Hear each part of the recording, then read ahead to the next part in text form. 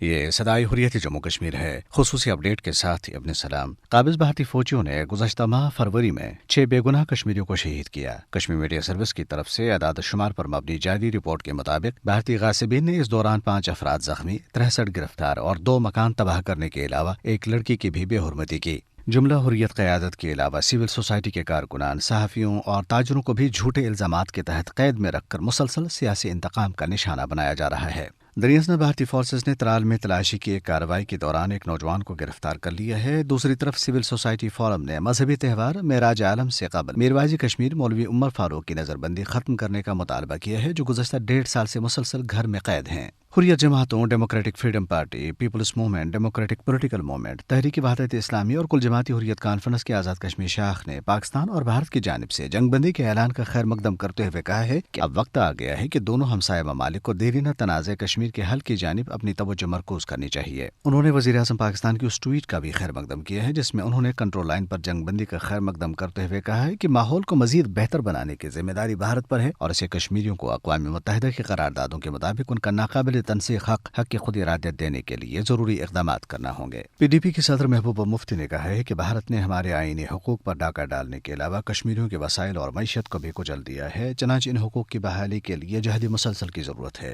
Party کارکنوں سے خطاب کرتے ہوئے انہوں نے کہا ہے کہ وہ بھارت اور پاکستان کے درمیان مذاکرات کی حمایت جاری رکھیں گی، قطع نظر اس کے کہ اس خیال کو کتنا پسند کیا جائے گا۔ کشمیر کی ایک بہت بڑی تاریخی حقیقت ہے کہ کشمیریوں نے بھارتی تسلط کے اندر 7 دہائیوں سے زیادہ عرصے سے تمام تر ریاستی دہشت گردی سہنے کے باوجود کبھی بھی اس کی عملداری قبول نہیں کی۔ مبصرین کا کہنا ہے کہ یہ بھارت کے لیے ایک بہت بڑا تاریخی سبق ہے اور کشمیری کبھی بھی اس کے تسلط کو قبول کرنے کے روادار نہیں ہو سکتے۔ اپڈیٹ ختم ہوا۔ بھارت کے غیر قانونی زیر قبضہ جموں کشمیر کے عوام گزشتہ 7 دہائیوں سے اپنے حق خود ارادیت کے حصول کی جدوجہد کر رہے ہیں، جسے کسی اور نے نہیں، اس ملک نے سلب کر رکھا ہے جو خود کو دنیا میں جمہوریت کا بڑا چیمپئن گردانتا ہے اور جس نے اقوام متحدہ کی کشمیر کے حوالے سے واضح قراردادوں کو اپنے پاؤں تلے روند رکھا ہے۔ حالانکہ اظہار رائے کی آزادی، مذہبی اور سیاسی آزادیاں ہی حقیقی جمہوریت کا حسن ہے اور یہی مودی کی زیر قیادت بھارت میں ناپید بھی۔ جس طرح سے بھارت میں اقلیتوں کے خلاف تعصبانہ اور جانبدارانہ اقدامات جاری ہیں، ان پر انسانی حقوق کے ادارے تشویش کا اظہار کر رہے ہیں، جبکہ بھارت کی غاصب حکومت نہتے کشمیریوں کو بے پناہ مظالم کا نشانہ بنانے کے علاوہ مقبوضہ جموں کشمیر کی زمینی صورتحال کے بارے میں عالمی برادری کو مسلسل گمراہ کرنے کی کوششوں میں مصروف ہے۔ اہل کشمیر اپنے مادر وطن پر بھارت کے استعماری قبضے کو مسترد کرتے ہیں اور طویل ترین فوجی محاصرے میں گرفتار کشمیری کسی بھی صورت اپنے حقوق سے دستبردار ہونے کے لیے تیار نہیں۔ یہ بات روز روشن کی طرح عیاں ہے کہ جب تک مسئلہ کشمیر کو اقوام متحدہ کی قراردادوں اور اہل کشمیر کی خواہشات کے مطابق حل نہیں کیا جاتا، اس وقت تک خطے میں امن و استحکام قائم نہیں ہو سکتا اور نہ ہی پاک بھارت تعلقات پائیدار بنیادوں پر استوار ہو سکتے ہیں۔